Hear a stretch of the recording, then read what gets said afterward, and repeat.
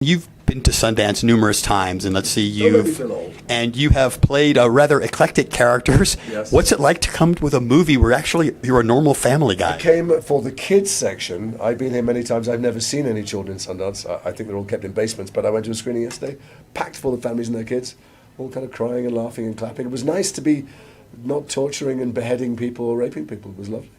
And talk a little bit about the movie. I mean, it's actually there's based on another film that existed, a few years back. And when you make a movie with a dog, I mean, somehow or another, it just takes it to a different level with an audience. The dogs, they do steal scenes from you. No, it's a gorgeous film. But this one is slightly less about the dog than the original. Red Dog is really very much about this mythical dog that saved a community in Australia. This is more about parents and children and finding each other and growing up. But it's about this summer that a boy grew up, young me.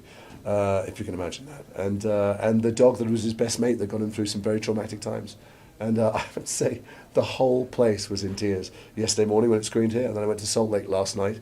Same thing, a bunch of ordinary not film people from Salt Lake. The lights come up and all the adults are trying to hide from their children that they got snot pouring down their face. It's just a lovely old-fashioned family film. If one looks back on 2016, you could be labeled the hardest working man in show business. You have been all over the world in that. I have. I traveled a lot. If I list all the places I've gone, it's the most obnoxious thing.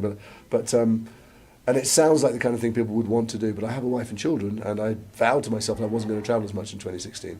And some fabulous jobs came along that felt like once in a lifetime opportunities. So I was in New York and Cuba doing the OA, and then I was in Australia and India doing Hotel Mumbai. In London doing Death of Stalin, and I was in Winnipeg, and I got to go for work to Tokyo as well. So there was a lot of travel last year.